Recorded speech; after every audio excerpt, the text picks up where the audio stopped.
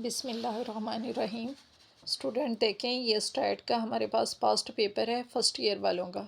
ठीक है, जिन्होंने चैप्टर नंबर 1 और 2 कर लिए, ये टोटल 40 मार्क्स का है। ठीक है, इसमें आपको 8 MCQs गिवन है। जिन्होंने चैप्टर नंबर 1 और 2 ऑलरेडी कर चुके हैं वो इसकी लाजमी प्रैक्टिस करें, ये बहुत इम्पोर्टेंट क्वेश्चन है। ठीक है, ये देख लें, ये पास्ट पेपर है, ये ऑलरेडी हो चुका है। तो बच्चे देखें, हमारे पास पहला है स्टैटिस्टिक्स इज़ अप्लाइड इन, कहाँ पे होता है? इकोनॉमिक्स में, बिजनेस में, कॉमर्स में, या ऑल ऑफ दिस? बेटा ये हर जगह अप्लाई होता है।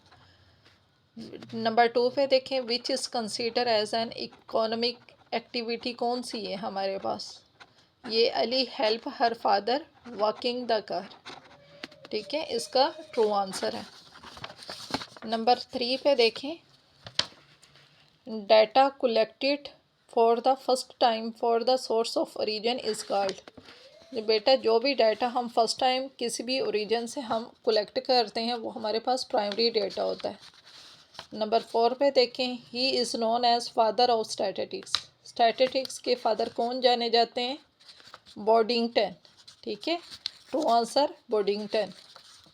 उसके उसके बाद देखें 5वें पे, 5th पे देखें, स्टैटिस्टिक्स इस क्या होती है? फैक्ट से प्रेजेंटेशन है न्यूमेरिकल डाटा। तो बहुत सारे बच्चों ने ये न्यूमेरिकल डाटा लगाया, ये कि रॉन्ग है। स्टैटिस्टिक्स भले ही न्यूमेरिकल डाटा है लेकिन डाटा हमारे पास दो तरह का होता है। ठीक है, न्यूमेरिकल डाटा भी। तो स्टैटिस्टिक्स बेसिकली जो होती है ना, प्रेजेंटेशन ऑफ डाटा होती है। ठीक है, तो इसका ट्रू आंसर बी है। 6 पे देखें, dash is known as second hand data. Second hand data कौन सा होता है? जो हम दूसरी दफ़ा कोई डाटा पे दोबारा से कोई वर्क कर रहे होते हैं। तो इसका ट्रू आंसर है सेकेंडरी डाटा।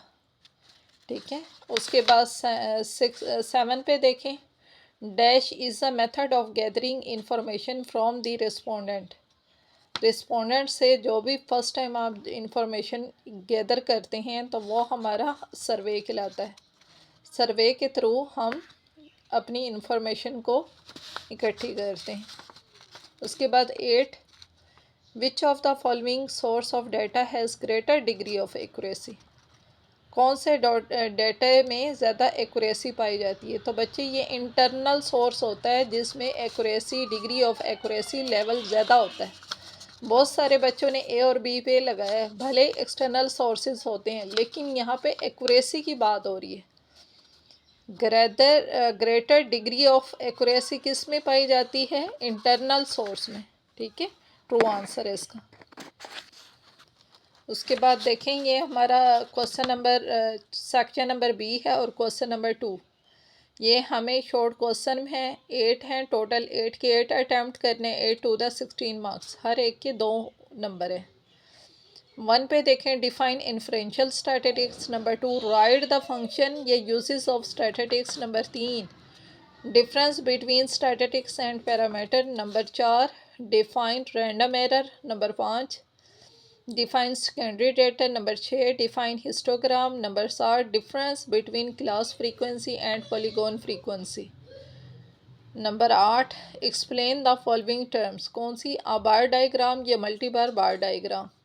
तो ये 8 आपके पास शॉर्ट क्वेश्चन है, वेरी इंपॉर्टेंट है। ठीक है, 8 के 8 आपने इनको प्रैक्टिस कर लेना है for exams point of view से। उसके बाद सेशन नंबर सी पे चलते हैं। इस पे हमारे पास लॉन्ग क्वेश्चन है।